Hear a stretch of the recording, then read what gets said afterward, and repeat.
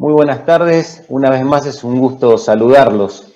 Hoy con una nueva presentación de nuestro ciclo de charlas Conversando con, que también coordina ya hace un tiempo la doctora Teresa Gómez, a esta altura casi conductora de TV me parece. Esta vez tenemos como invitados a los doctores Miriam Campastro y Eduardo Vázquez. Eduardo es ya un viejo conocido de casi todos nosotros, porque desde hace muchos años es un permanente capacitador de todos los consejos del país. Nos conocimos en una de sus tantas visitas y vueltas que hizo por Río Negro ya hace bastante tiempo.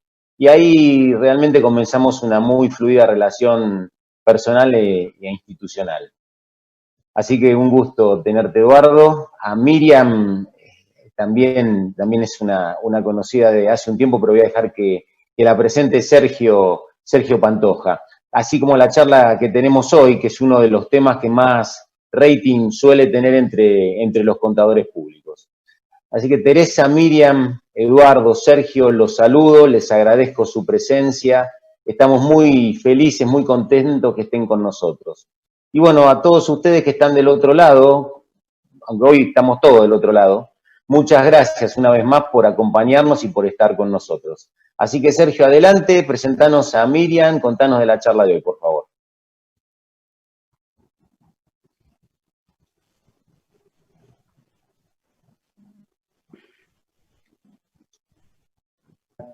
Buenas ¿Estás ahí, tardes, Sergio? Te perdí. Ahí está. Colegas del país.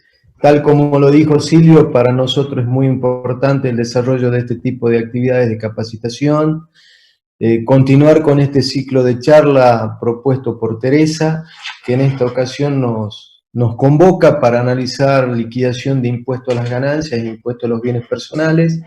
Y en particular es muy grato para mí poder presentar a la doctora Miriam Campastro, contadora pública nacional, especialista en tributación, docente de la Universidad Nacional de Salta, permanente colaboradora de distintos consejos en la capacitación profesional y en lo particular, además de compartir nuestra especialidad, también compartimos el tiempo de trabajo cotidiano en el estudio que hace muchos años supo fundar su padre, el doctor Héctor Campastro.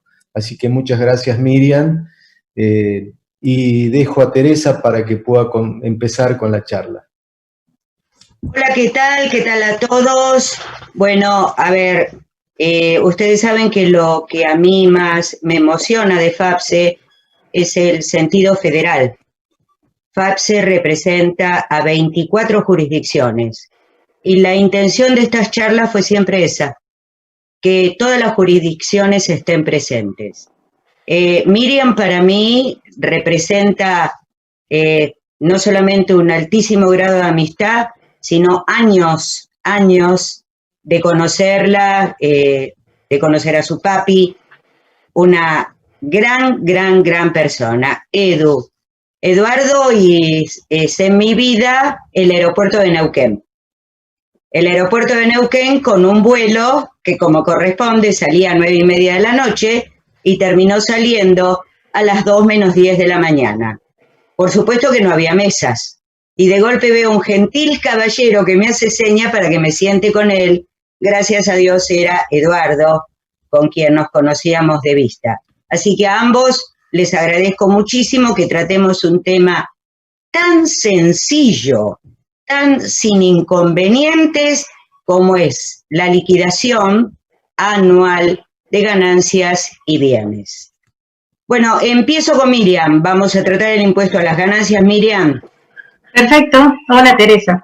Yo creo que ya a esta altura de los acontecimientos tengo que preguntarte, ¿quiénes están obligados a presentar declaración jurada, personas humanas, ahora en el mes siguiente, en el mes de julio? Contanos un poquito. Bueno, hay varias normas que hay que tener en cuenta. Por un lado, el artículo 1 del decreto reglamentario, que dice que todos los que están alcanzados por la ley, salvo cuando únicamente obtengan ingresos en relación de dependencia o jubilaciones, y el empleador le haya retenido, o el pagador le haya retenido el impuesto a las ganancias como corresponde. Si no es esa situación, está obligado a presentar su declaración jurada de impuesto a las ganancias. Y también se encuentran eximidos quienes únicamente tributen en vía retención en la fuente con carácter de pago único y definitivo. Ahora, también hay que recordar que tenemos la resolución 4003, que es la del régimen de retención en relación de dependencia, que obliga a presentar declaraciones juradas informativas para aquellos que tengan ingresos brutos que superan el 1.500.000 pesos anuales. También tenemos el impuesto celular. Ese impuesto celular tiene otra declaración jurada independiente también que debe ser presentada. Y no tenemos que olvidarnos el artículo 5 de la resolución 975, que es la que reglamenta la presentación de impuesto a las ganancias, que a veces lo olvidamos, pero que dice que todo aquel que está inscrito en el impuesto a las ganancias tiene que presentar declaración jurada. De manera tal que si de pronto digo, bueno, este año no tengo ningún ingreso, zafo de presentar la declaración jurada, no. Por el solo hecho de estar inscrito, hay que presentar también la declaración jurada, ¿sí? Quiere decir que son varios, o en resumen, todo el mundo tiene que presentar su declaración jurada, en definitiva.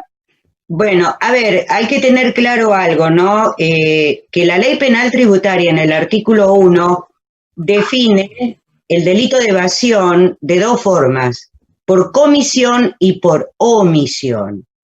Hay varias jurisprudencias de la Cámara Penal Económico de la CABA, donde la omisión de presentación puede llevarlo a la AFIP a denunciar, es decir, que la presentación es fundamental.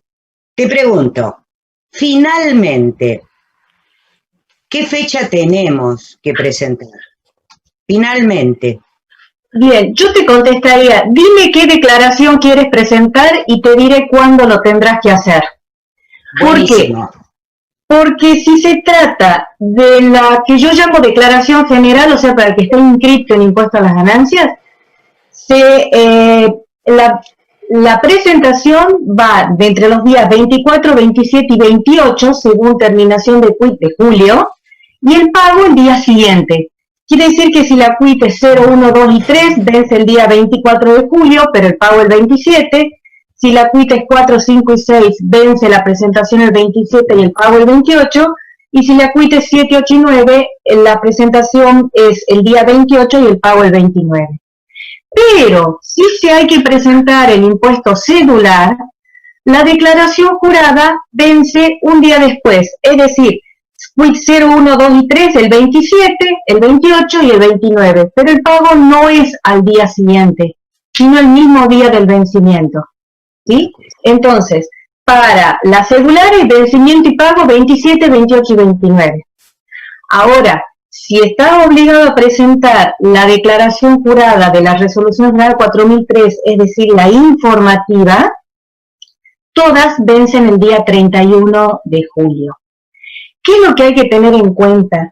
Que esa declaración de los beneficiarios de renta en relación de dependencia o jubilados que están obligados a presentar porque tienen ingresos iguales o superiores a 1.500.000 pesos, solamente es informativa en la medida que no haya ni impuesto a pagar ni saldo a favor, o sea que sea cero. Si no es así, se transforma en determinativa y por lo tanto el plazo para la presentación es el primero que habíamos visto, el general. Entonces, bueno, hay que tener un poquito cuidado en cuanto a ese tema. De todos modos, sabemos que la multa por omisión en la presentación, o sea, la multa formal son 200 pesos, que puede ser reducida a 100 pesos. Bueno, aclaro dos temas. A ver, primero que todo lo que vos estás mencionándonos, al igual que lo que nos va a mencionar Edu, vamos a colgar de la página de FAPSE los correspondientes PowerPoint para que el colega se sienta más cómodo y tenga todo esto a disposición. Segundo, lo que tenemos que aclarar es, bueno, a ver, colegas, a partir del 20 de julio estén preparados, porque es 20 de julio se larga y continuamos hasta el 31 de julio. Te hago una pregunta, ¿qué pasa claramente con aquellos que están en relación de dependencia y su declaración jurada simplificada. La resolución 4003 permite presentar una declaración simplificada. ¿Cuál es la ventaja de esa simplificada? Que no presenta composición patrimonial, ¿sí? Sino nada más que las rentas. No tiene que presentar tampoco cuadro de justificación de variaciones patrimoniales, pero está restringido a quienes únicamente hayan obtenido ingresos en relación de dependencia y no tengan otro tipo de ingresos, salvo que ese otro tipo de ingresos sean por monotributo, por rentas celulares o que sean ingresos exentos o no gravados. Es decir, que está bastante restringido quiénes son los que pueden presentar esta simplificada. De hecho, cuando uno entra en la página, digamos, en el portal de la AFIP para hacer la declaración jurada, da las pautas, bueno, quiénes son los que pueden presentar esa declaración simplificada. ¿Sí? Y a su vez, esa declaración va a ser, como les decía recién, solamente informativa, pero que, bueno, si queda impuesto a pagar, bueno, ya no sería la simplificada en la general, que pasa a ser determinativa, pero la simplificada está medio acotada, se puede presentar, pero está medio acotada. Pregunta del millón. A ver, vamos a suponer que por X motivo mi declaración jurada da en 0, ¿sí? ¿Presento o no presento? ¿Qué hago? ¿Como autónomo? Como autónomo. Sí. ¿Por qué? Porque el artículo 1 del decreto reglamentario fue modificado ya en el año 2000, con el texto anterior, no con la última, con el texto ordenado del decreto 862. Y antes decía que estaban obligados a presentar declaración jurada quienes superaran el mínimo no imponible en las cargas de familia. Pero ahora se eliminó. Por lo tanto, aunque el impuesto esté en 0, ¿sí? Desde mi punto de vista, igual hay que presentar. Y más aún si es que estás inscripto en impuesto a las ganancias, porque la 975 te dice que estando inscripto tenés que presentar la declaración jurada. Es decir, por el momento voy en que todos presentan y te agrego una. ¿Qué pasa si no tengo impuesto cedular a declarar?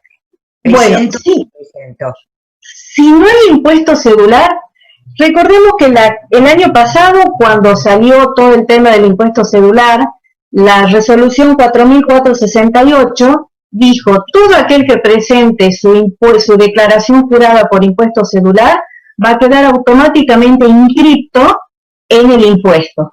Y así sucedió. Y es más, la 4468 dice que también está obligado a presentar la declaración jurada hasta que pida la cancelación del impuesto. Es decir, que este año hay muchos contribuyentes que es probable que hayan tributado por impuesto cedular el año pasado por las rentas de intereses de plazo fijo de pesos, que este año pasan a estar exentos y por lo tanto no tengan que pagar. Entonces la pregunta es, ¿y tengo que igual presentar la declaración jurada aunque sea en 0? Y yo concluyo que sí. ¿Por qué? Porque primero está inscripto. La resolución la 4468 dice que tiene que seguir presentando hasta que pida la baja. Bueno, ¿cuál sería la solución? Pedir la baja el 31 de diciembre, pero el sistema no me deja. No. Entonces no quedaría más que presentar la declaración jurada en 0 y pedir la baja ahora a partir del año 2020 cuando se pueda. No olvidarse de hacerlo porque si no en enero o en febrero del año que viene vamos a estar en la misma y lo mismo va a haber que presentar la declaración jurada, no haber podido presentar pedido la baja, ¿sí? O sea que sí, hay que presentarlo. Esto que acabas de decir me parece sumamente importante porque ha habido discusiones, preguntas, consultas. Entonces, mi declaración jurada de este año cedular me da 0. No me di de baja. Presento. Hay que presentarla y después pedir la baja. ¿Por qué? Porque la AFIP ya dio de alta y ¿qué es lo que va a disparar después? Un requerimiento de presentación de declaración jurada cedular. Esto me parece que es importante recalcarlo siempre. A ver, las bajas retroactivas son temas que es como que hay que tener presente. Yo no puedo solicitar una baja retroactiva. Cuidado con eso. Hay un vencimiento, lo cumplo. Y después solicito la baja. Y decime, el impuesto cedular que honestamente dio muy pocos resultados a los fines de la recaudación, ¿no tenés para darme un régimen simplificado respecto de la presentación de la declaración? Sí, existe una manera simplificada, prevista en la misma 4.468, que es solamente generar un BEP sin presentar declaración jurada, pero no es general porque hay que cumplir ciertos requisitos. En primer lugar, que la renta, esa renta cedular tiene que ser inferior a 200.000 pesos anuales, y en la medida que no esté inscrito en el impuesto cedular.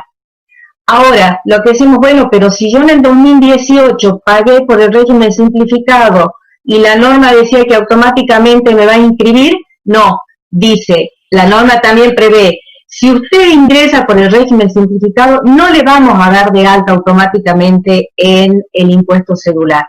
O sea que si no está inscrito en el cedular y la renta es inferior a 200.000 pesos, puede llegar a aplicarse este régimen simplificado, que solamente generar un BEP, que recomiendo ir a la resolución para ver cuáles son los códigos con los cuales hay que imputar ese pago. Tengamos claro una cosa, que si bien la presentación se vería subsumida en un BEP, el contador tiene que tener su declaración jurada armada, él le hace sus papeles de trabajo. Lógico. Parece ser que el BEP subsume, no. El BEP es el medio por el cual el contribuyente le muestra a la AFIP, yo pagué, pero el trabajo del contador sigue siendo el mismo. Recordemos la importancia de los papeles de trabajo. Y además hay que tener en cuenta otra cosa. Por más que se presente una declaración jurada cedular, ese ingreso tiene que incorporarse en la declaración jurada general, en el cuadro de justificación de variaciones patrimoniales, porque son conceptos que han ayudado al contribuyente a incrementar su patrimonio o a vivir. Entonces, si bien volvemos a los vencimientos, el vencimiento de la cedular es un día después o 2 días después, de todos modos hay que incorporarlo en la declaración general. Con lo cual, en realidad, mi conclusión es que no tiene sentido que se haya diferido la presentación del cedular. En todo caso, debería haber sido antes en cuanto a presentación de declaración jurada. Después dejemos de lado el tema de pago, es otra historia. Respecto de los papeles de trabajo, aprovecho y hago una aclaración.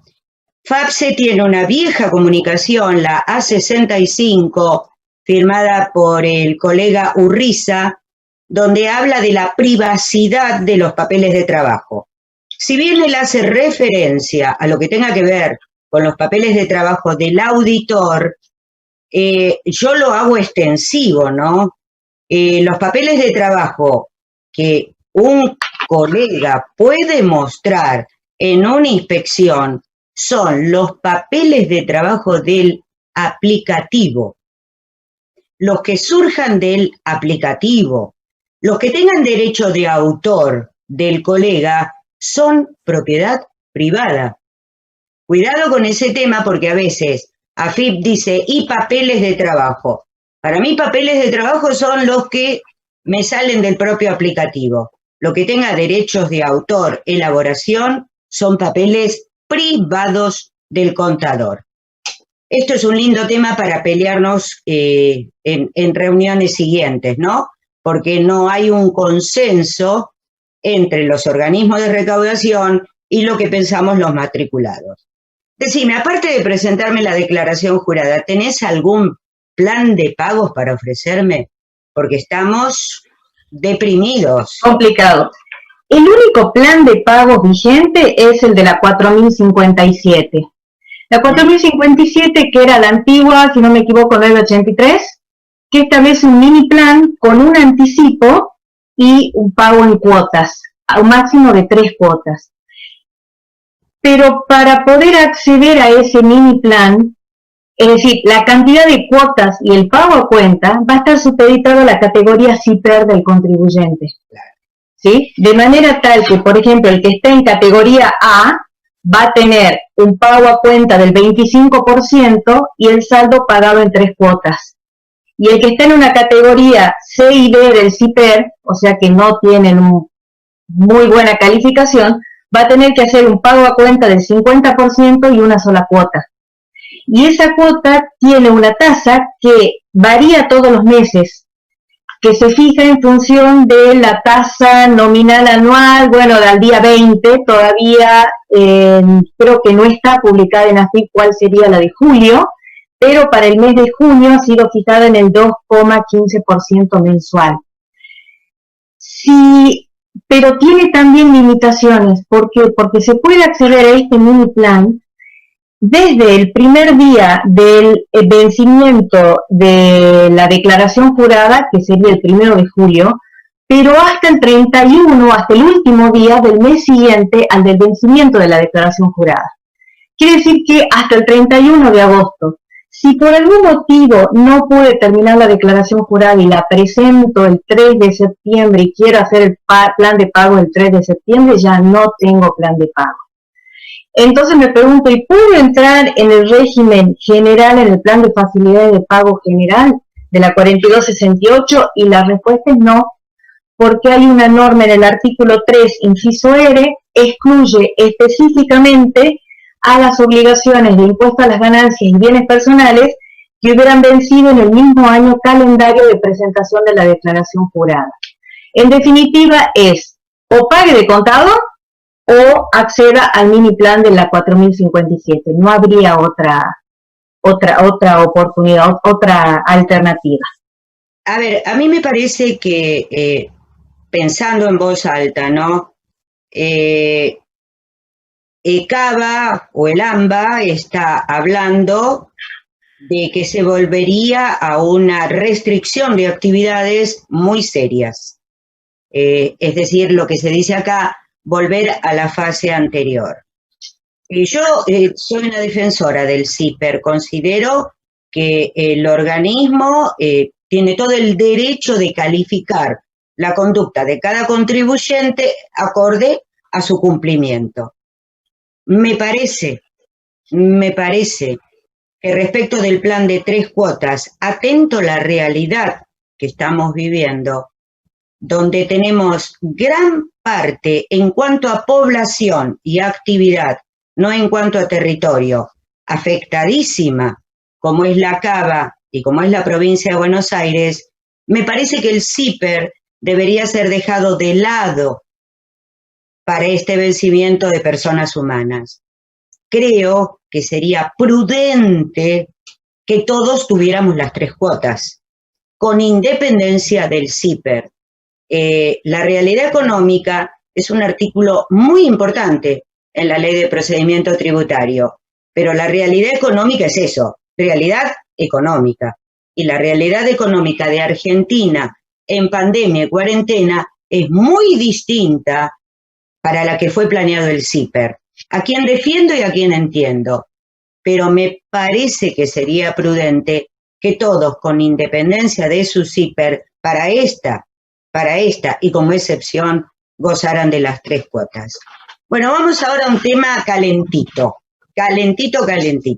¿Qué diferencia me podés decir que tuviste aplicativo año anterior versus aplicativo este año? ¿Cambios significativos, todo igual? Algo creo que más que cambios en el aplicativo, me parece más interesante ver qué cambios hay en cuanto a normativa y que después, bueno, han quedado reflejados en el aplicativo. Por un lado, tenemos que ver el tema de los intereses de plazo fijo sin cláusulas de ajuste.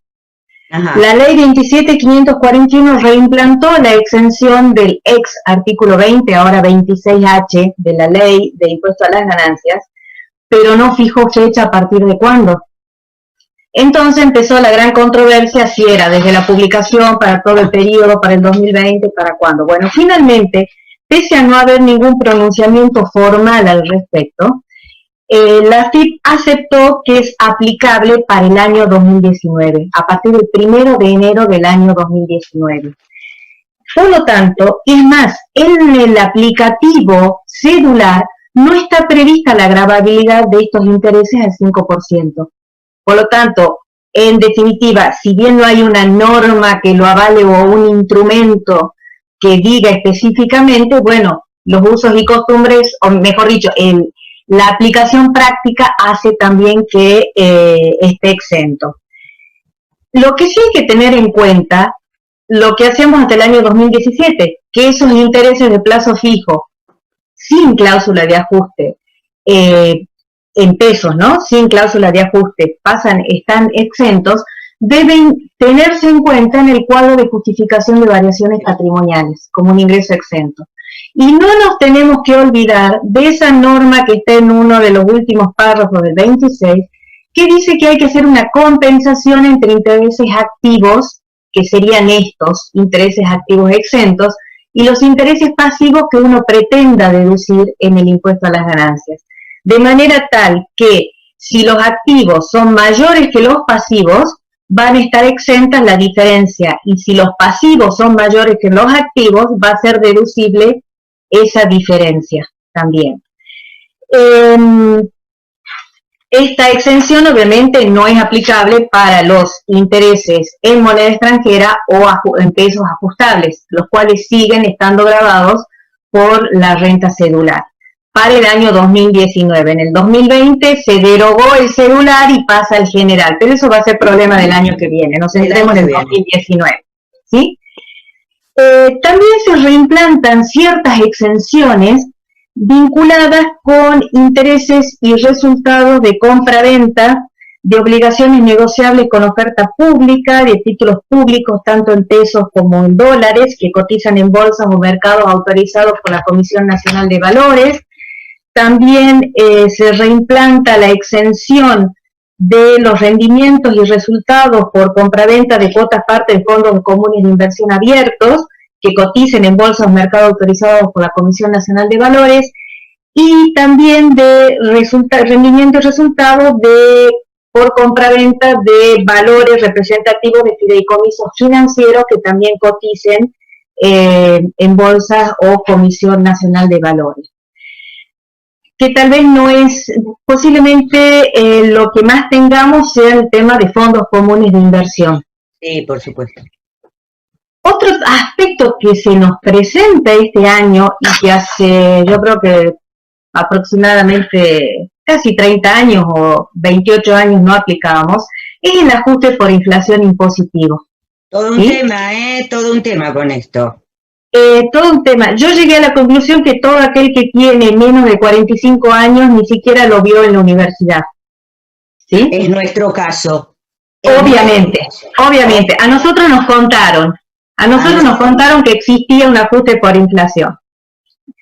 ¿Qué hay que tener en cuenta? Que todos aquellos sujetos de tercera categoría tienen que determinar el ajuste por inflación impositivo, de acuerdo a lo previsto en los 105 a 108 de la Ley de Impuesto a las Ganancias, que hay un ajuste estático y un ajuste dinámico, donde en las empresas unipersonales lo más complicado es cómo determinar la parte de retiros para ese ajuste dinámico. Pero bueno, eso sería aspecto de un curso de 5 horas por aparte, no en esta charla.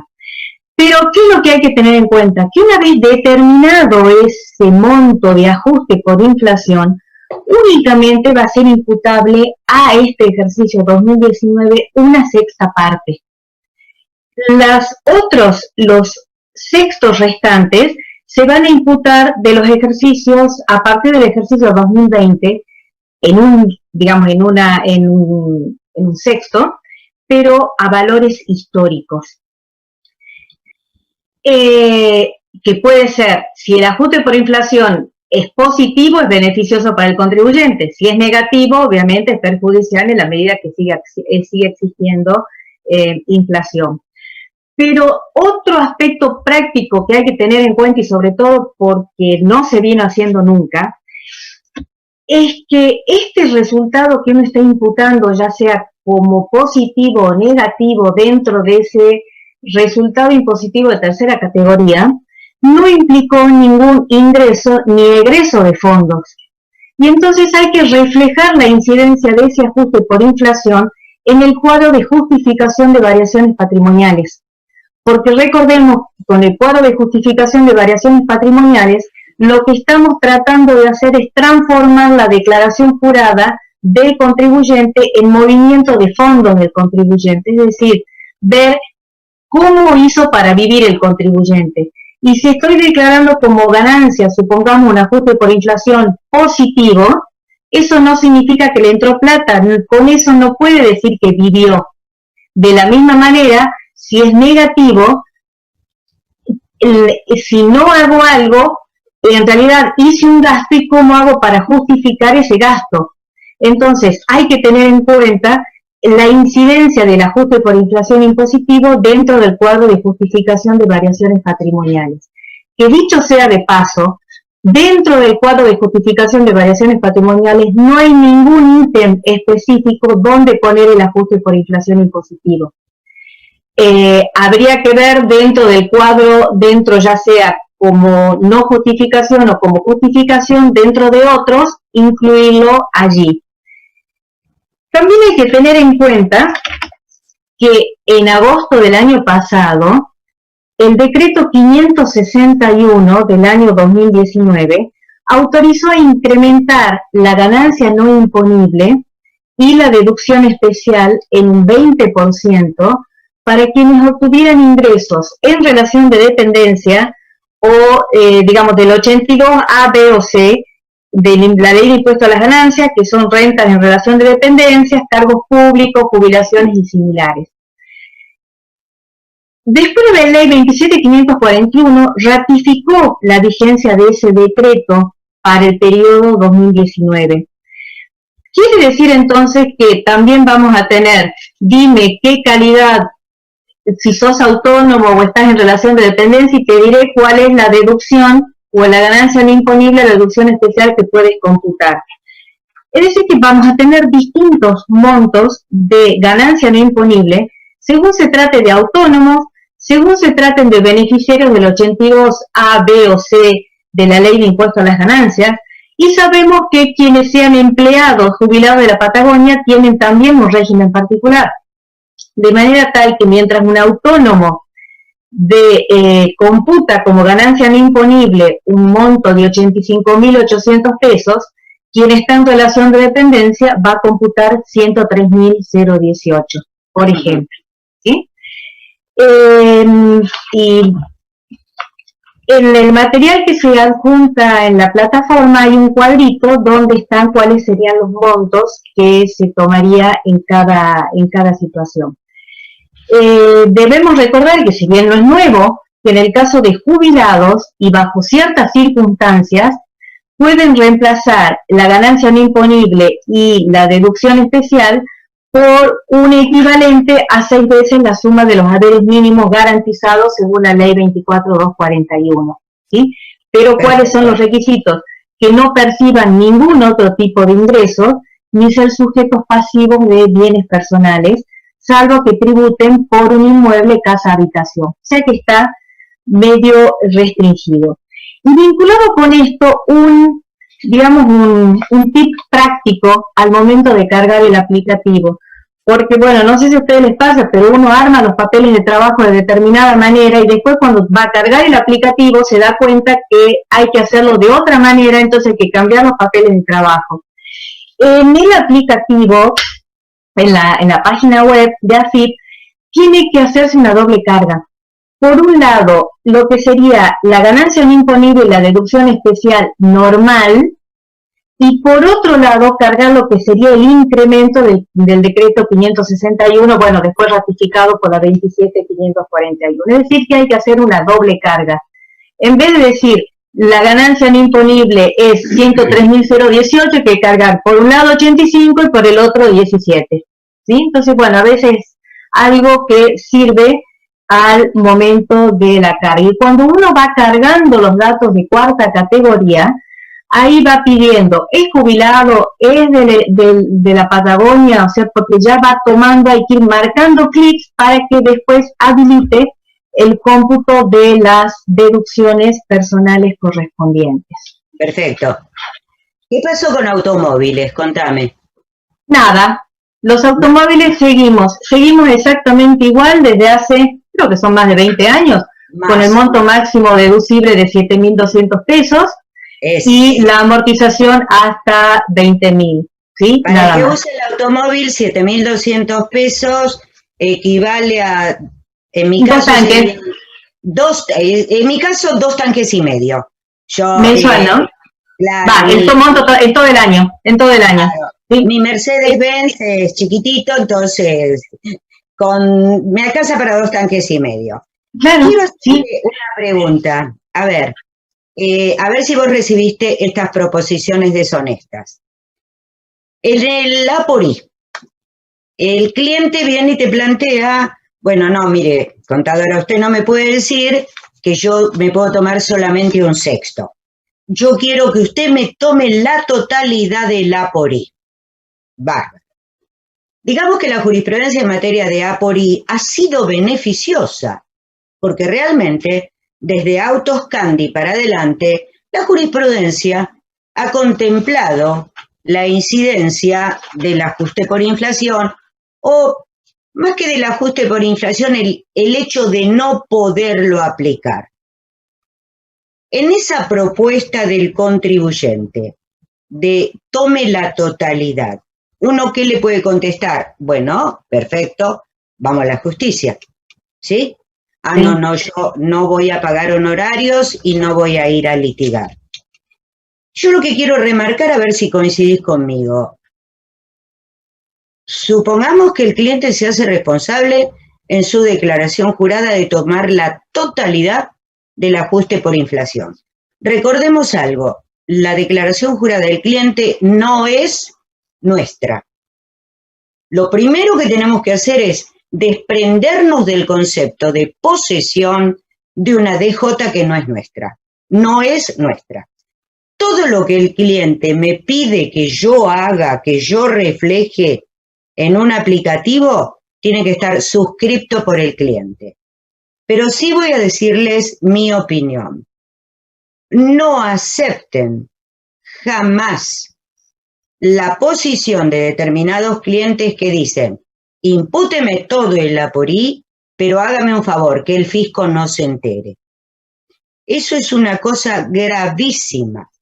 Cuando se intenta violentar el precepto de la ley, el contribuyente debe informarlo. ¿Quiere tomarse la totalidad del APORI? Estamos de acuerdo, señor, la declaración es suya, pero ese señor debe presentar una multinota ante la AFIP diciendo cuál es su decisión y cuál es su intención normativa respecto del APORI, porque el no hacerlo, porque el imputar un APORI completo y no informarle a la AFIP, eso se llama ardid o engaño. Yo creo que el cliente es dueño de su declaración, no tengo ninguna duda, que el cliente puede instruirme a mí de una decisión de él por escrito, que yo voy a reflejar lo que el cliente quiere que se refleje, pero que el cliente tiene que avisarle a la AFIP que se va a tomar un sexto, 2 sextos, 3 sextos, 6 sextos, pero informarlo, porque si no, señores, hay ardid y hay engaño. ¿Qué opinas al respecto? ¿Tuviste propuestas deshonestas? No, por suerte no. Por suerte no. No tuve esas propuestas deshonestas. Pero me parece, comparto también con vos, que si no ahí quedaríamos nosotros como partícipes necesarios. Exactamente. Primero, el cliente nos da la orden por escrito y segundo, el cliente refleja ante la AFIP, suscripto por él, lo que hizo en su declaración jurada. Bueno, ¿tengo alguna novedad más? Sí, y quería agregar también para tener en cuenta, después de también más de 20 y pico de años, finalmente para el año 2019 se aumentó el monto del seguro de vida, ¿sí? Y del seguro de retiro. De los 9.96,23 hemos pasado para el 2019 a 12.000 pesos. Entonces, antes que posiblemente ni nos preocupábamos por repasar las tarjetas de crédito, que todas las tarjetas de crédito tienen alguna cobertura de seguro, o los créditos que se tengan, bueno, posiblemente ahora sí sea más interesante computar, o sea, hacer ese recorrido. Y recordemos también que para la jurisprudencia el seguro de sepelio participa del concepto de seguro de vida, pese a que la AFIP no lo acepta. Entonces, si nuestro contribuyente está haciendo un pago de seguro de sepelio, lo podemos sumar a los demás seguros de vida que tenga en sus resúmenes de tarjetas de crédito y ahí ver, bueno, si excede el monto de 12.000, obviamente tomar hasta 12. Pero me parece que habiéndose actualizado el monto ya es más interesante como para buscar dónde pueden haber seguros de sepelio, seguros de vida deducibles.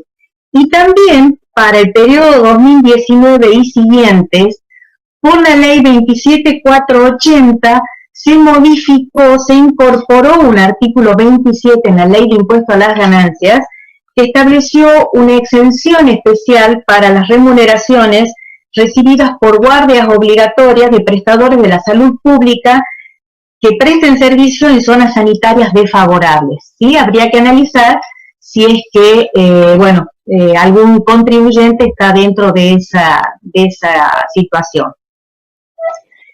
Por último, Miriam, ya para terminar y pasar a bienes personales, decime novedades, diferencias en el aplicativo, tips para destacar que hayas detectado. Bien, en primer lugar, un clásico, armarse de paciencia, ¿sí? Igual que hemos tenido desde que estamos trabajando con la página web. La misma crítica que hemos hecho en años anteriores, que en algún momento nos dijeron que se iba a unificar y ser todo un mismo aplicativo, no es así. Por un lado hay que cargar ganancias, por otro lado bienes personales. Si bien trae la información del periodo anterior, de todos modos, si hay bienes nuevos hay que cargarlo en bienes personales y en impuesto a las ganancias. Hay datos que para mí no tienen sentido que se tengan que cargar dos veces. Por ejemplo, en el caso de banco, pide el número de cuenta y el número de CBU, más el dato del CUIF del banco. Si se carga el número de CBU y tienen acceso a las normas del Banco Central y lo valida, ¿para qué también el número de cuenta? Algo bueno en relación a lo que el año pasado no se podía hacer. Se pueden eliminar los bienes que ya no estaban al año anterior, ¿sí? O sea que todos aquellos bienes que eran cero al inicio, este año se pueden eliminar. Por supuesto que no se vuelva a tener ninguna de la especie en este año. Algo muy importante. Hay una ventana donde uno carga las deducciones generales, con la apertura tal como lo establece el ex 81, ahora creo que es 86, de la ley, o sea, lo que sean las donaciones, los intereses, las cuotas médico-asistenciales, jubilación, obra social, etcétera. ¿Qué es lo lógico? Que ese monto que uno cargó de deducciones después sea trasladado automáticamente a la ventana de terminación del impuesto. Bueno, eso no sucede. No, lógico. Cuando uno entra en la página de terminación del impuesto, la pantalla, el rubro deducciones aparece en blanco, hay una llamadita al lado que dice cuál es el monto que uno ha cargado dentro del rubro correspondiente y hay que volverlo a cargar de nuevo. ¿Sí? ¿Por qué? No lo sé, porque se supone que si uno ya lo cargó dentro digamos que ya hizo todas sus validaciones, el aplicativo, ¿por qué no lo traslada automáticamente? Pero es un tema que hay que tener en cuenta. En tercera categoría, también hay una perlita que ayer cargué una declaración jurada para probar. Hay que cargar, por un lado, cuánto es el ajuste por inflación estático y cuánto es el del dinámico. ¿Para qué? Tampoco sé por qué, porque en definitiva el ajuste por inflación es uno solo. Pero por defecto, el sistema, al menos hasta hoy, no sé si es que después lo modificarán, considera que el ajuste por inflación dinámico siempre es negativo y entonces lo resta. De manera tal que si el ajuste por inflación dinámico es positivo, hay que ponerlo con signo menos para que lo sume. ¿Cómo? Perdón, Sí, así como. A ver, uno toma el ajuste por inflación estático y dinámico. Supongamos que el estático sea 10, que el dinámico sea 20, ambos positivos. El total del ajuste por inflación es 30. Pero si yo pongo 10 y 20, el ajuste por inflación va a quedar menos 10, porque lo resta al dinámico. Entonces, tengo que poner 10 menos 20 para que el total del ajuste por inflación sea positivo de 30. Es decir, lo que vemos es que se verifica la ley de Murphy. ¿Para qué lo vas a hacer sencillo si lo podés hacer complicado? Obviamente. Obviamente, ¿sí? Sí es positivo que se habilitó, previa a la presentación de la declaración jurada, la posibilidad de previsualizar el formulario de impuesto a las ganancias, que antes no había, ¿sí? Y que antes por lo menos nos pasaba, cruzábamos los dedos y revisábamos 20 veces y no sabíamos si lo que estábamos mandando era lo mismo que habíamos cargado, ¿sí? Bueno, ahora se habilitó la previsualización del formulario. Hay que tener en cuenta también que si bien los dividendos son una renta cedular, hay que cargarlos no en los aplicativos cedulares, sino en la declaración jurada general. ¿Sí? También hay que tener en cuenta eso. Y si bien es un tema de impuesto sobre los bienes personales, sobre lo que posiblemente después hable Eduardo, un tema chiquitito, cuando hay que actualizar el ajuste, el valor fiscal de los inmuebles, nosotros tenderíamos a tomar el coeficiente que actualiza diciembre del 2017 con diciembre del 2019, que es 2.2713. Bueno, el aplicativo de la AFIP lo que hace es tomar 2.271, sin el último 3. Es un tema de redondeos nada más, pero bueno, que nos modifica a veces los papeles de trabajo. También se habilitó en la mayoría de las pantallas la posibilidad de imprimir papeles de trabajo parciales para poder ir controlando los datos que se cargaron. Lo que sí hay que reconocer que son papeles de trabajo muy poco amigables, ¿sí? Son bastante complicados, sobre todo cuando empieza con toda la definición de los bienes inmuebles, tenemos que ver a ver dónde está el monto, y la verdad que son bastante complicados. Y lo que había mencionado ya en el cuadro de justificación de variaciones patrimoniales, no omitir la incidencia del ajuste por inflación, la incidencia de las diferencias de cambio no grabadas, ya sean por uso o por venta de moneda extranjera, que a veces decimos, bueno, no lo tomo, pero sí, lo tenemos que considerar, y más en este año que han habido tantas variaciones en la moneda extranjera. Y también hay que tener en cuenta que a partir del año 2018, los bienes afectados a la actividad que se hayan adquirido y se vendan son actualizables en la medida de su costo. Es decir, el costo, si se vende un bien que se adquirió a partir del 1 de enero del 2018, un bien de uso afectado a la actividad de cuarta categoría, por ejemplo, para su venta hay que determinar el valor residual actualizado. Esa actualización también tiene que incidir en el cuadro de justificación de variaciones patrimoniales. ¿Sí? ¿Por qué? Porque si no lo hacemos, nos va a afectar en el consumo, nos va a faltar consumo. ¿Sí? Entonces, bueno, me parece que son algunas cositas que hay que ir teniendo en cuenta. Perfecto. Sergio, Silvio, ¿preguntas para Miriam? Preguntas no, me quedaron ahí un par de temas que charlaron que es para remarcarlo, ¿no? Cuando vos en un momento en la charla estaban hablando de desprenderse del concepto de posesión de declaración jurada. Vos sabés que a mí me obsesiona el tema de la responsabilidad profesional. Y bueno, creo que este no es un tema menor. Y el hecho de lo que planteaste de la multinota, la posibilidad de que si lo quieren tomar, lo tomen, pero que lo informen para evitar el ardid, es un tema que los matriculados tienen que tenerlo en cuenta, ¿sí? Como para cubrirse de todo lo que está dando vuelta. Así que me parece muy interesante eso que plantearon. Y después, en cuanto a la unificación de las presentaciones de ganancias y bienes personales, es una promesa que se habló y que quedó para el año que viene. Así que espero que se cumpla el año que viene esa promesa que nos hicieron a principio de este año. Así que hasta ahí era lo que tenía tomado. No sé si Sergio Gracias, tiene algo. Silvio. Sí, bueno, compartir lo que vos estás planteando en relación con la responsabilidad, que es un tema que venimos trabajando y que Teresa colaboró mucho con esto y que pudimos de alguna manera actualizar mediante la resolución de Junta del Memorándum de Responsabilidad Profesional. Y por el otro lado, vinculado a algunas de las cuestiones que planteó Miriam, la problemática recurrente que tenemos con los aplicativos, a pesar de las reuniones, las pruebas y los comentarios que hacemos con el organismo fiscal, pero que entendemos que en este momento muchas de estas cosas que, como ella bien describía, lo del ajuste por inflación, parece una cosa totalmente irracional haber tratado eso de esa manera. Lamentablemente, por el momento en que estamos, me parece que por más planteo que hagamos no nos van a modificar, porque de alguna manera el aplicativo, con esa trampa que hay que hacer, permite la liquidación.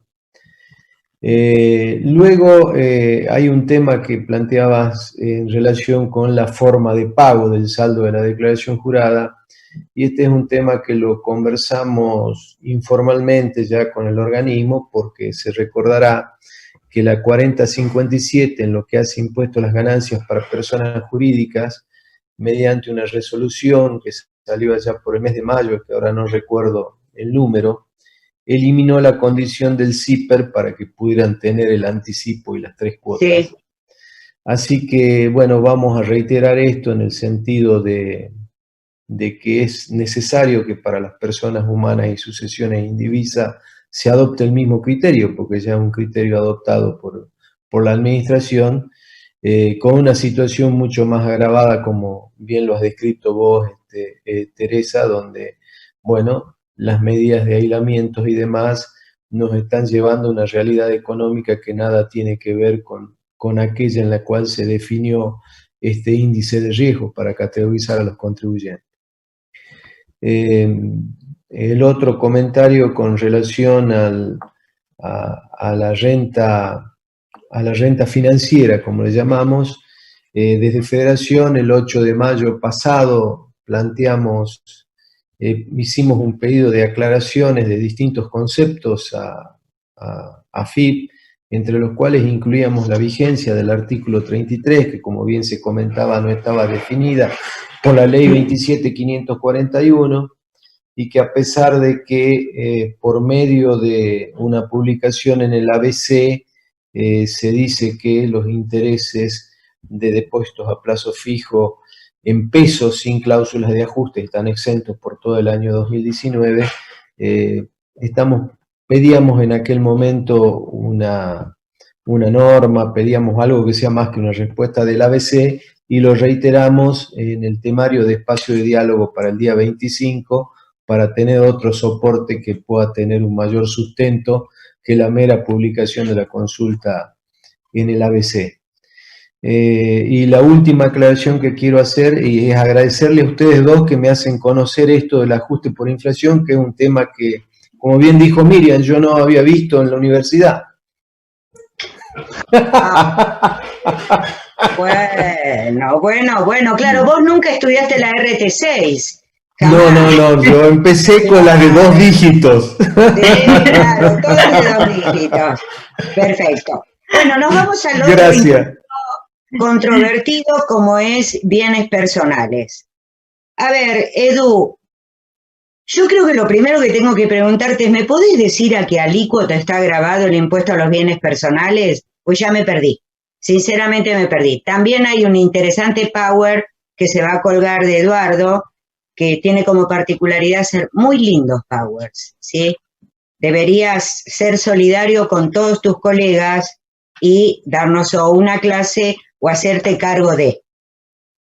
¿Cuánto es mi alícuota de bienes personales? Por favor. Muchas gracias, Teresa. En el Power soy autodidacta y bueno, y uno trata de estar en la procesión y tocando la campana. Esa es la realidad de todos los contadores hoy día. Estamos, anoche estaba puntualmente cargando un City Compras, City Ventas, porque tuve un problema con un archivo, no logré importarlo. Al mismo tiempo estaba preocupado interpretando las normas y estos cambios en el aplicativo, y también uno se las ingenia para hacer el PowerPoint. Con lo cual, es realmente, lo digo esto como un reconocimiento a toda la profesión, porque creo que todos estamos haciendo eso y un esfuerzo muy grande, trabajando en todos los planos, trabajando en planos técnicos y más allá del PowerPoint, temas informáticos que realmente cuestan mucho y no debiéramos encararlos quizás en el día a día, con la gran cantidad de normativa y obviamente con el trabajo cotidiano. Vos sabés que hay gente que se molesta conmigo y hay gente que suscribe mi frase, pero yo considero que los contadores somos, mal que le pese a todos los organismos de recaudación, el pulmón de la recaudación. Porque sin nosotros sería bastante difícil, más en estos momentos, lograr el ingreso de un peso, ¿eh? Así que hay que reconocernos que somos el pulmón, más en momentos tan difíciles, ¿ok? Volvemos a la... Bueno, voy al tema de alícuotas. Un comentario breve antes de comenzar a hacer el comentario sobre las alícuotas. Lo primero que hay que tener en cuenta que andar tocando alícuotas en el impuesto sobre los bienes personales o en un impuesto patrimonial es bastante delicado. Hay una cuestión muy fácil de entender, que creo que a todos nos la enseñaron en la facultad, que es la básica ecuación de las tres, las tres formas de gravar la capacidad contributiva: la renta, el patrimonio y el consumo. Y si trazamos esa ecuación que todos hemos visto escrita alguna vez, la renta agrupa las otras dos, porque la renta es igual al patrimonio más el consumo. O sea, todo lo que yo pueda consumir o todo lo que yo pueda ahorrar, en realidad primero lo tengo que haber ganado. Con lo cual eso ya me da una primera pauta de la cautela con la que debieran manejarse los impuestos patrimoniales. En segundo lugar, porque impuestos patrimoniales, digamos, aplicados sobre las personas, influyen sobre el ahorro. Y si son aplicados sobre empresas, influyen sobre la inversión. Con lo cual ahí tenemos otro segundo tema. Después está el tema de las jurisdicciones de baja o nula tributación o jurisdicciones no cooperantes, las listas negras, como lo queramos llamar. Todo ajuste o toda pretensión exorbitante que se quiera hacer sobre estos impuestos tiene incidencias sobre los movimientos de capitales hacia esas jurisdicciones. Y último punto también no menor, la imposición patrimonial ya la tenemos a nivel local, de acuerdo a la estructura federal de nuestro país. Con lo cual ya hay bienes como los inmuebles y los automóviles que están sometidos a imposición en los fiscos locales. Consecuencia o conclusión, mucha cautela con las alícuotas, si se quiere un sistema tributario que en lugar de ahuyentar las inversiones, las atraiga y las mantenga en el país. Necesidad de que exista, quizás sí, con una alícuota moderada, pero solo a efectos de mejorar el control cruzado sobre el impuesto a la renta. Porque el impuesto patrimonial lo que hace es pedirme más información y seguirme más de cerca en mis patrimonios iniciales y finales. Con lo cual sabemos que por la ecuación patrimonial y las variaciones que antes también nos comentaba Miriam, que el fisco sepa cuáles son mis patrimonios con total exactitud al inicio y al cierre, más allá de la variación que se hace en ganancias, fortalece la recaudación. Dicho esto, que es todo muy lindo y parece ser que debiera ser lo que debiéramos tener en cuenta, vamos a comentar el tema de las alícuotas. Las alícuotas, como todos sabemos, lamentablemente habían subido mediante una ley, que es la 27480, y volvieron a subir antes de que esa ley, que era aplicable para el 2019, pudiera cobrar vigencia. Antes de eso, tuvimos un panorama mucho más alentador, que fue el post-blanqueo. La ley 27260 en el año 2016, creo que con mucha razonabilidad, lanza el programa de sinceramiento fiscal y dice: sincere, porque el día después le propongo este tratamiento en el impuesto sobre los bienes personales por 3 años. Un tratamiento que sabemos que fue decreciente, el mismo año de sinceramiento al 0,75, el 2017 al 0,50 y el 2018 0,25. Al mismo tiempo, y recordemos lo importante que fue e inédito que fue la existencia del contribuyente cumplidor, que fue un instituto que no habíamos tenido en nuestra legislación y creo que fue muy bien recibido y valorado por el contribuyente. Todos los contribuyentes que no entraron al sinceramiento fiscal tuvieron esa posibilidad de tener un beneficio, que era no tributar el impuesto sobre los bienes personales por el 2016, 17 y 18. Sobre el fines del 2018 ya tenemos el primer incremento de alícuotas, la ley 27480, que eleva ni más ni menos de una alícuota de 0,25 que habíamos aplicado en el 2018 y ya propone una que alcanza el 0,75 para el 2019, lo cual ya era realmente gravoso porque estábamos hablando del triple.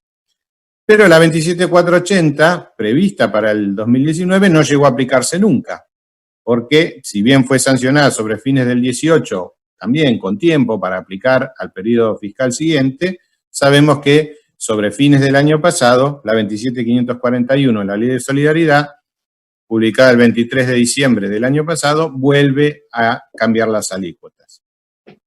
Y establece una alícuota más alta de lo que había establecido la Ley 27480. Las alícuotas que establece la Ley de Solidaridad van del 0,50 al 1,25.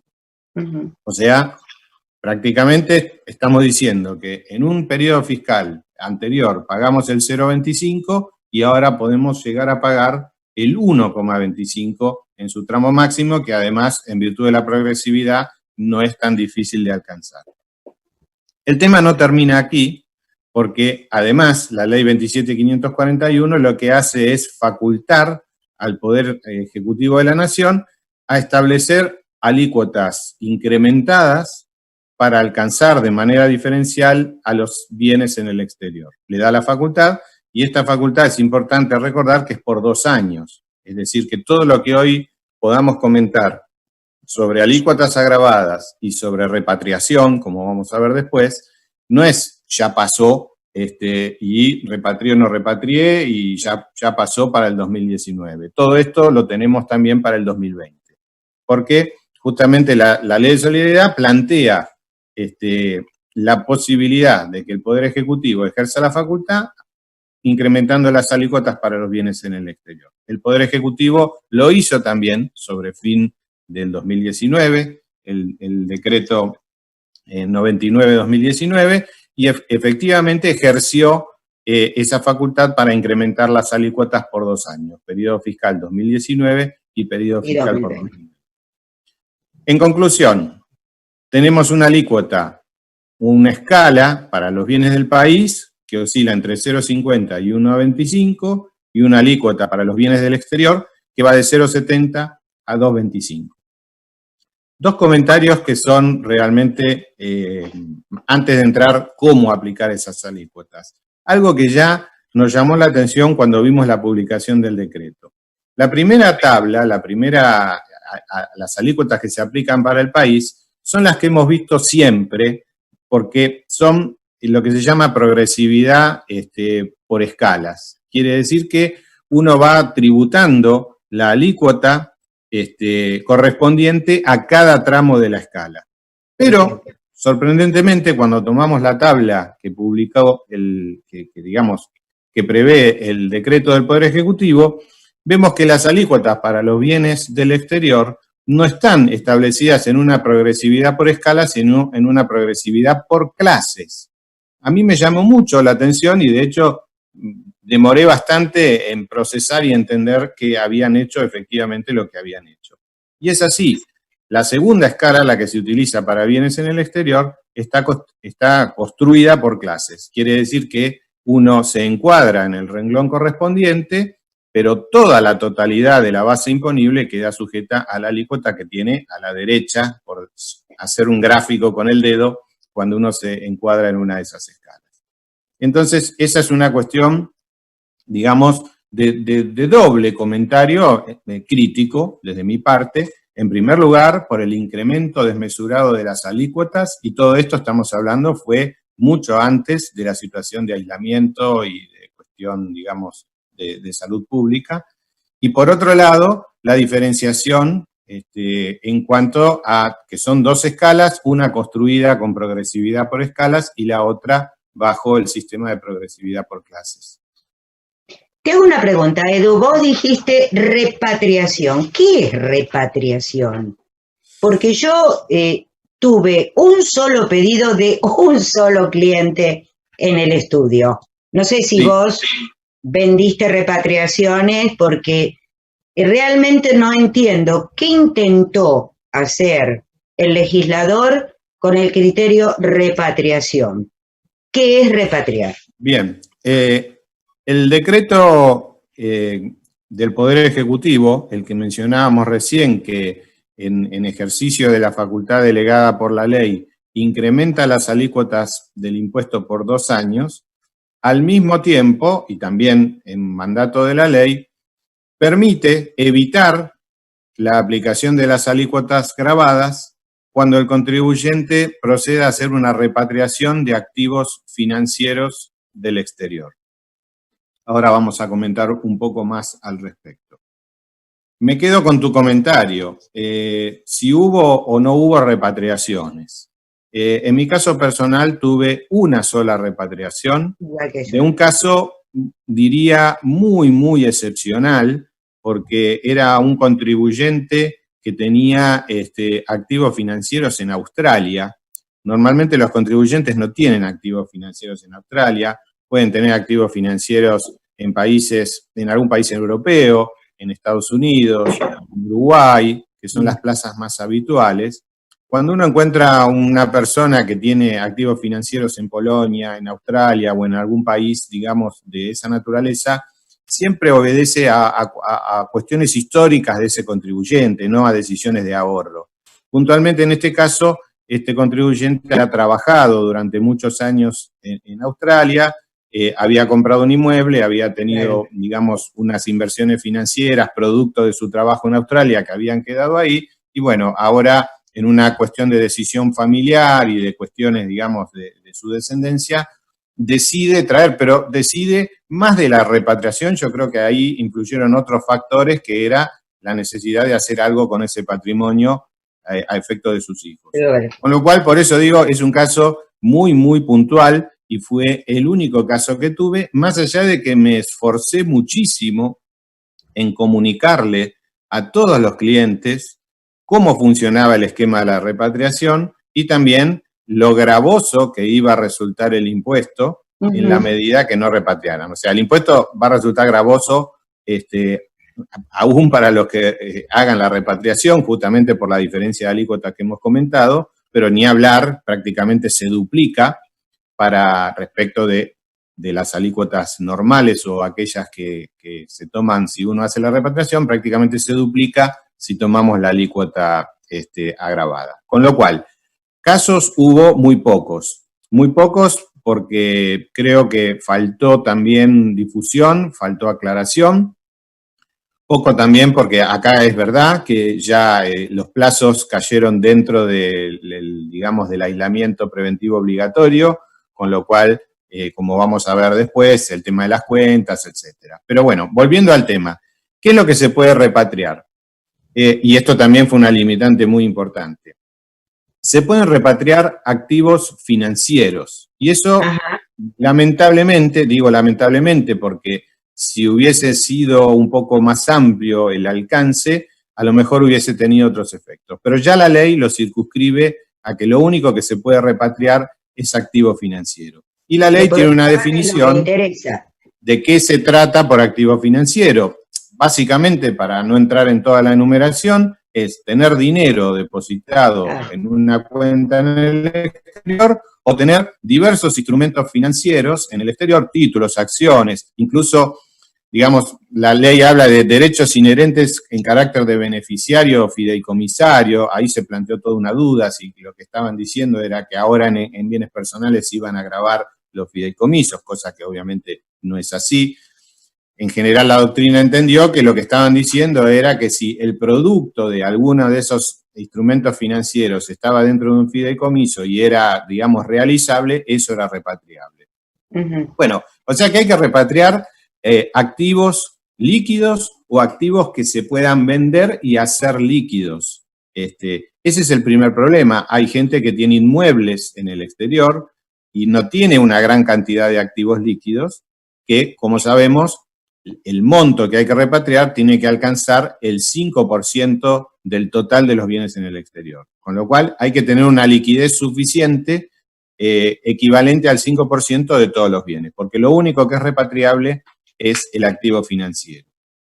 ¿Qué pasó con ese 5%? Sí. ¿Qué pasó? Yo lo traigo al 5% en efectivo y lo deposito ¿dónde? Bien, había un plazo que originalmente estaba previsto para el 31 de marzo y luego fue prorrogado al 30 de abril. Se pensaba que era probable, porque ahí estábamos en pleno aislamiento, que hubiera una nueva prórroga. No hubo la prórroga. Yo creo que el gobierno habrá advertido que eran tan poco el interés y la adhesión que habrán decidido no prorrogarlo. Pero entonces, en este caso, con la prórroga, hasta el 30 de abril, habría que haber efectuado la repatriación, es decir, haber transferido al país dinero depositado en el exterior o haber enajenado activos financieros y traer digamos, la realización o el producido de esos activos financieros al país.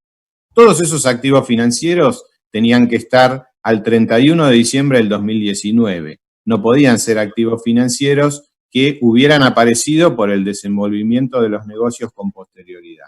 Y eso también fue otra limitación, porque si el contribuyente hubiese tenido un movimiento financiero o hubiese podido disponer o hubiese podido transformar un activo fijo en un activo financiero en los primeros meses del 2020 y ese activo financiero hubiese podido ser repatriado, eso también hubiese favorecido la posibilidad. Pero no, el activo financiero tenía que estar al 31 de diciembre.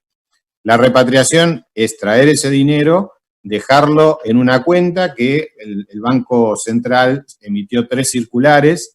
La primera, estableciendo la necesidad de que viene a una cuenta especial que se abre a tal efecto.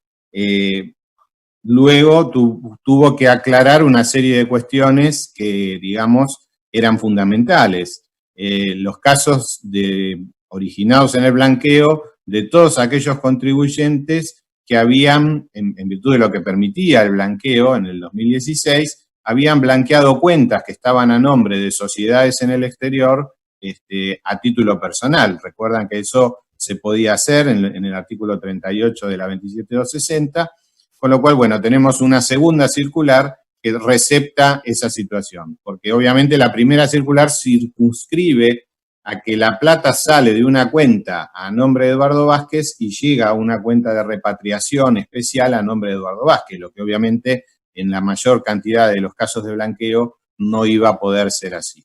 Entonces, el Banco Central, digamos, corrige esta situación admitiendo la posibilidad de que el dinero pueda venir de otra cuenta. Si es una persona jurídica, quien recibe los fondos en el país tiene que ser digamos, un socio de esa persona jurídica, y si es otra persona jurídica, en la medida que sea aquella sociedad que ese contribuyente exteriorizó a través del blanqueo, también está admitida, digamos, esa especie de identidad entre el origen de los fondos y la cuenta que recibe el blanqueo. Hay un tema realmente muy llamativo que creo que también contribuyó a la falta de éxito que tuvo la repatriación. Yo hasta el día o hasta los días previos que vencía en su primera, digamos, antes de la prórroga 31 de marzo e incluso después, con el segundo vencimiento 30 de abril, estuve esperando la resolución general de AFIP. Porque un instituto tan delicado y tan pormenorizado como es la repatriación, solo tiene el artículo de la ley 27.541 que faculta al Poder Ejecutivo a incrementar las alícuotas para bienes en el exterior, sí, y tiene dos intervenciones en el decreto reglamentario, 99 y 116, si no recuerdo mal, pero nunca tuvimos una resolución general de la Administración Federal de Ingresos Públicos, que es la que normalmente, digamos, tiene los pormenores. A tal punto que en el mes de marzo se celebró una reunión con AFIP, quedó plasmada en actas, es una reunión del 5 de marzo, del conocido espacio de diálogo, y ahí hubo una serie de aclaraciones que yo ya mencioné, que los bienes tenían que ser preexistentes al 31 de diciembre, cómo se evaluaban esos bienes para calcular el 5%, bueno, era conforme a la evaluación de bienes personales al 31 de diciembre, qué pasaba si uno traía más, bueno, ahí la respuesta es bastante cuestionable, dice que si uno trae más del 5%, tiene que someterse a la permanencia en el país forzosa por más del 5%, con lo cual, bueno, yo creo que si alguien quiere traer más del 5%, tiene que traer estrictamente el 5% a la cuenta específica de repatriación, y si quiere repatriar más, repatriarlo a una cuenta normal, porque con esta interpretación muy curiosa del fisco, no podría sacar lo que trajo, más allá de que esté por encima del 5%. Con lo cual me parece... un tema. Discúlpame. Sí. Te hago la siguiente pregunta. Ya hubo un ingreso de fondos producto de la repatriación respecto de un impuesto que está venciendo, cuyo pago está venciendo julio. Hubo otro pago. ¿Qué es el pago a cuenta? Sí. Bueno, lo que hizo la Administración Federal de Ingresos Públicos es establecer un pago a cuenta sobre, digamos, los bienes para aquellos contribuyentes que tengan bienes en el exterior. O sea, ¿cuál fue la lógica? Las alícuotas aumentaron para todos los contribuyentes. Aumentaron más aún para aquellos que tenían bienes en el exterior. ¿Tenían cuándo? En la última foto que tiene el fisco al día de hoy, que es 31/12/2018. Entonces, el organismo fiscal entendió que era oportuno crear un pago a cuenta adicional porque la base de cálculo de los anticipos había sido tomada de una fotografía que era del 31/12/2018. Y con la variación de las alícuotas era conveniente que los contribuyentes anticiparan una suma adicional a cuenta del periodo fiscal 2019. Bueno, y eso es lo que estableció a través de una resolución que es la 4673. Esa resolución establece un pago a cuenta adicional. ¿Cómo lo calcula el fisco? Tomó los bienes en el exterior al 31/12/2018 y le aplicó una tablita que está en la propia resolución 4673. Es una tabla que va del 0,10 al 0,5% de los bienes en el exterior al 31/12/2018. Eso incluso más de un contribuyente pregunta cómo habían hecho el cálculo. Bueno, se hace así, pero si uno entra por cuentas tributarias en el estado de cumplimiento, que estamos acostumbrados a utilizar, consulta periodo fiscal 2019-00, 2019-00, ahí van a aparecer todos los anticipos de bienes personales, impagos o impagos, y ahí aparece el pago a cuenta. En esa misma línea sirve para generar el BEP, y esa línea sobre la derecha tiene un botoncito que dice PDF. Bueno, si uno entra ahí, accede a la forma en que el fisco llegó al cálculo de ese pago a cuenta adicional. Digo esto porque en más de una ocasión a mí me sirvió para poder dar respuesta al contribuyente. Primero, para que sepa que fue calculado automáticamente por parte del fisco y que en principio no media acá un error del contador, porque realmente cuando el contribuyente vio el monto del pago a cuenta, lo primero que piensa es, acá tiene que haber un error, que no lo hay. Entonces, esa forma de demostrarlo sirve para que el contribuyente sepa que lo calculó y lo cargó directamente el fisco, y además sí, para que uno lo pueda controlar. ¿Cuándo venció el pago a cuenta? Perdón. ¿Cuándo venció el pago a cuenta? El pago a cuenta venció, en principio, como la repatriación vencía el 31 de marzo, y hay un juego en que quien, digamos, hacía la repatriación quedaba eximido del pago a cuenta, el pago a cuenta vencía después, vencía los primeros días de abril. O sea, daban tiempo a aquel que quisiera repatriar hasta el 31 de marzo, y bueno, aquel que no lo había hecho, los primeros días del mes de abril, el 4 de abril, si no recuerdo mal, el 4 de abril exactamente, vencía el pago a cuenta. Luego, si como la repatriación...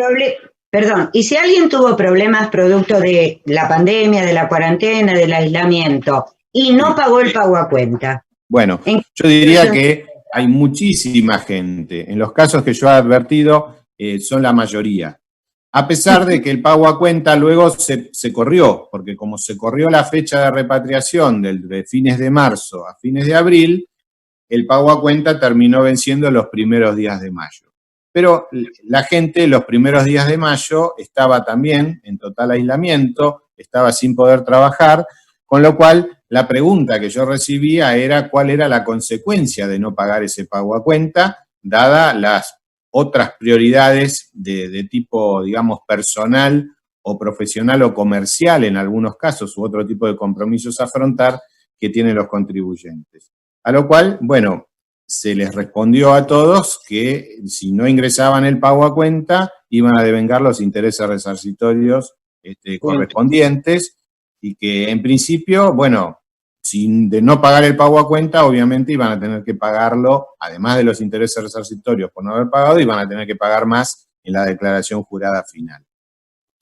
Había una forma de eximirse del pago a cuenta, una ya la comentamos, que era quien repatriaba los bienes, ese 5% de los activos financieros en el exterior al 31 de diciembre, no estaba obligado a ingresar el pago a cuenta, y había una opción dentro de cuentas tributarias, había una opción, oportunamente estuvo vigente hasta el 6 de mayo, para marcar que yo había repatriado y por lo tanto no iba a ingresar el pago a cuenta, y había otra forma de no pagar el pago a cuenta, de eximirse, que es aquel que, como me estaban tomando una foto del 31/12 del 2018, aquel que diga, yo al 31 de diciembre del 2009, ejercicio al cual voy a aplicar este pago a cuenta, ya no tengo bienes en el exterior. Entonces, ¿de qué pago a cuenta estamos hablando? A cuenta de algo que yo ya no tengo. Lo que no se previó, lamentablemente, es el término medio. Alguien que diga, bueno, a ver, a mí me tomaron una base, una foto del 2018 y en el 2019 tengo bienes en el exterior, pero tengo el 10% de lo que tenía. Entonces, esto no fue previsto. La forma de eximirse era no tener ningún bien en el exterior al 31/12 del 2019, lo cual no es razonable.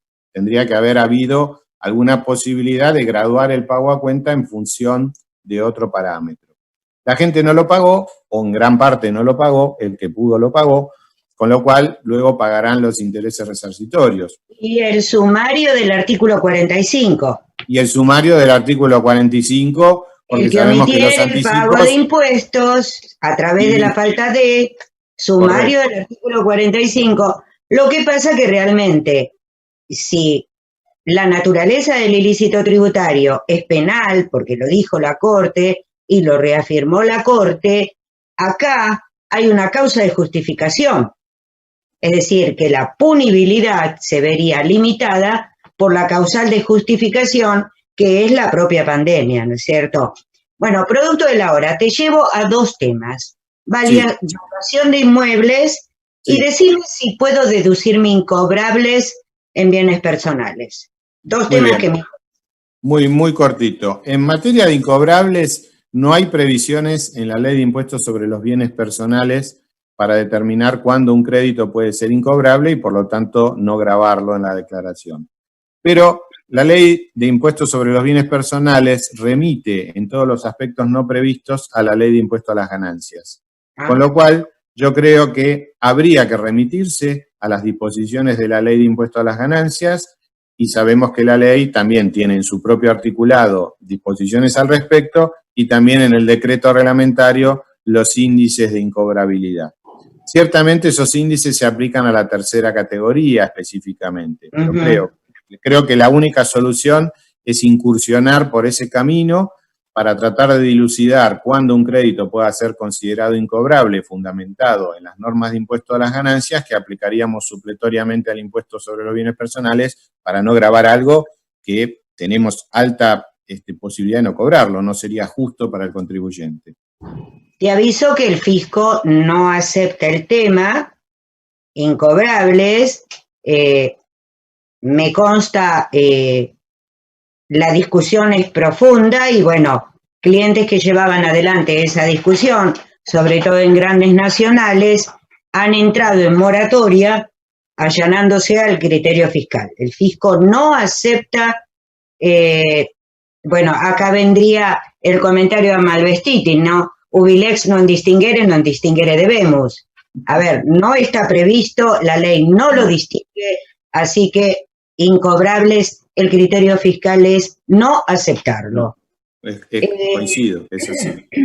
Así. Es una alternativa, será un caso que va a haber que llevar al Tribunal Fiscal de la Nación, quien se anime a mantener el riesgo de la litis con el fisco, pero ya te digo que la mayoría de los casos que tenían el criterio de aplicar supletoriamente ganancias han entrado en moratoria, ¿no? Porque las discusiones vienen siendo bastante largas, sobre todo en crédito por venta de acciones, ¿sí? ¿Qué evaluación tenemos en inmuebles? Inmuebles. Bueno, las normas de evaluación de inmuebles, las clásicas, no han cambiado. Sabemos que cómo incorporamos o cómo evaluamos los inmuebles adquiridos, los inmuebles que hemos construido, sumando todas las inversiones, cómo se evalúan los inmuebles que están en construcción, es decir, las obras que todavía no son inmuebles. Todo eso no ha cambiado, tampoco ha cambiado el régimen de amortización de 2% anual, que lo calculamos por trimestre y que el aplicativo nos ayuda a cambiarlo, y cuando nos equivocamos en el papel de trabajo nos hace dar cuenta de ello y lo modificamos para que quede bien. Lo que sí ha cambiado, que antes claramente Miriam lo comentaba o nos lo recordaba, es que la ley 27480 sobre fines del 2018 estableció un cambio en el parámetro de comparación que históricamente siempre hicimos con la evaluación de los inmuebles. O sea, nosotros tomamos el valor histórico del inmueble, le aplicamos el coeficiente de amortización sobre la proporción del edificio de la mejora y con eso llegamos a un valor, digamos, amortizado, ajustado en la medida que sea anterior al 92, cuando estaban vigentes los índices. Y ese valor, históricamente, lo comparábamos con la evaluación fiscal del impuesto inmobiliario del mismo año que estábamos liquidando. Bueno, para el 2018, gracias a la 27480 sobre fines del 2018, estableció un cambio que hasta que no se ponga en marcha el organismo a nivel nacional que tiene por objeto armonizar la forma en que se construyen las evaluaciones fiscales a lo largo del país, hasta que eso no ocurra, la ley dice, bueno, para el 2018 vamos a tomar la evaluación fiscal del 2017 y aplicarle un índice de ajuste, que en este caso el índice elegido fue el IPC.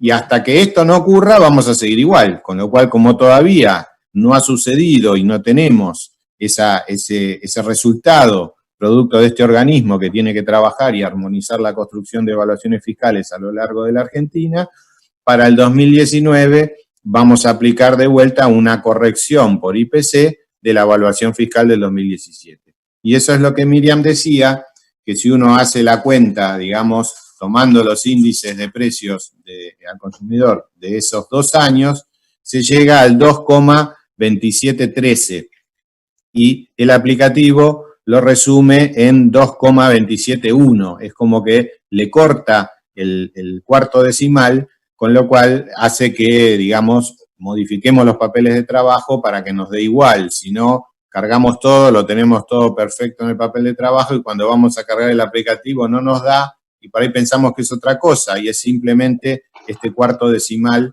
en el ajuste. El aplicativo lo calcula automáticamente, quiere decir que hay que cargar las evaluaciones fiscales del 2017, que son las mismas que usamos en el 2018, por lo que acabo de decir, y el aplicativo las multiplicaría por 2,27. un comentario sobre muebles de un decreto, la gente no se anima a hacerlo, pero que en el decreto reglamentario está previsto. El decreto reglamentario de la Ley del Impuesto sobre los Bienes Personales, en el artículo 17, dice que si producto de haber valuado el inmueble conforme a la ley, es decir, costo actualizado, amortizado, valor fiscal el mayor, llegamos a un valor superior a mercado, el contribuyente tiene la facultad de evaluar ese inmueble a mercado. ¿Por qué mucha gente no lo hace? Bueno, por los requisitos que el artículo del decreto establece. En primer lugar, tiene que ocuparse de obtener la documentación probatoria de cuál es ese valor de mercado. Ese valor de mercado tiene que ser uno que se obtendría en condiciones normales, digamos, de venta. Y en tercer lugar, comunicar a la AFIP esa situación. Y quizás, bueno, esto es lo que en algún caso el contribuyente opta por no hacer. Pero si el valor es manifiestamente superior, el contribuyente tiene que recordar esto, que tiene la facultad de, comunicándolo debidamente y juntando la documentación probatoria, puede dejar valuado el inmueble a valor de plaza. Te hago una última pregunta. Después que Miriam me dio el importe del impuesto a las ganancias que tengo que pagar, y vos me diste el importe del impuesto a los bienes personales que tengo que pagar, voy a hacerte una propuesta indecente. ¿Puedo reducir anticipos? ¿Podés reducir anticipos? Sí, podés reducir anticipos. Habrá que ver el caso puntual si podés reducir anticipos.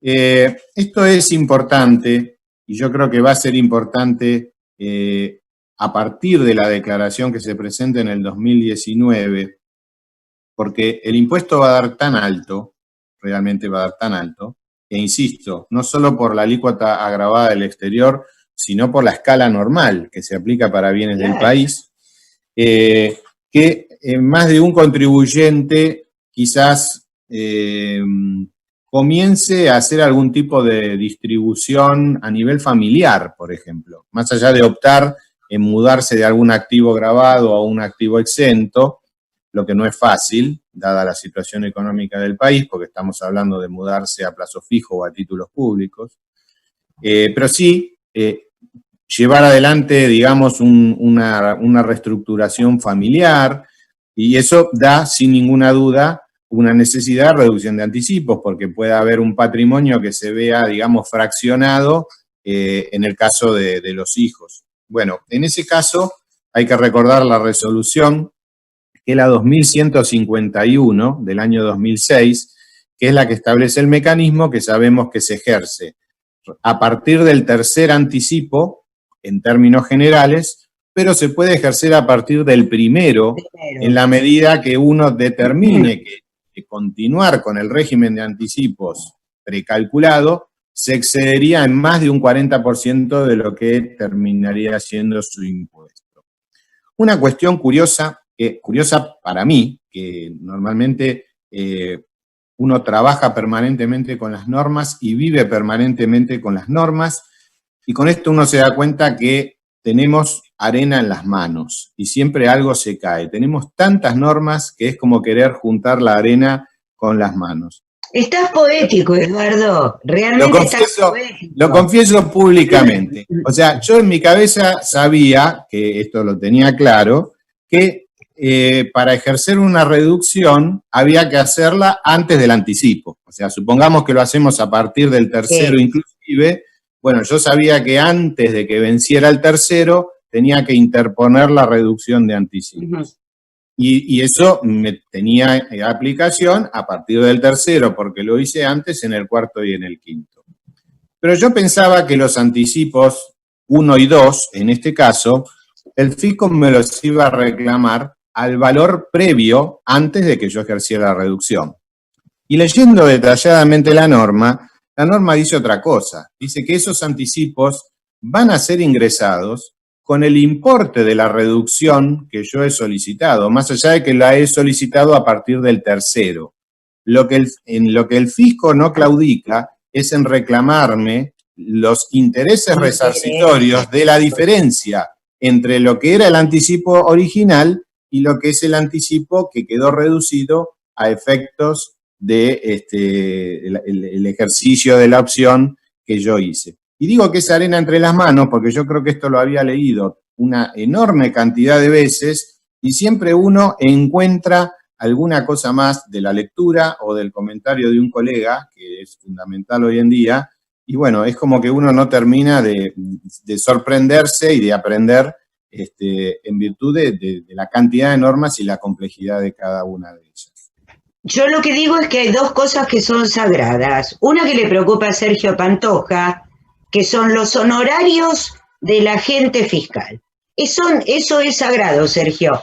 Vos sabés que tenés que pagarlo siempre. Y otra cosa son los resarcitorios. Bueno, Silvio, Sergio, ¿alguna pregunta para Edu? No, pregunta no, en realidad fue una charla muy linda, tanto la de Miriam como la de Eduardo y la coordinación tuya. Creo que hay varias cosas para repasarlas, ¿sí? Me parece que va a ser muy enriquecedora a la matrícula, incluso para aquel que no liquide ganancias puede ver la parte poética de Eduardo de la arena y todo eso, así que siempre algo le saca, sí, algo le saca. O sea, si no es impuesto, es poesía. Sí.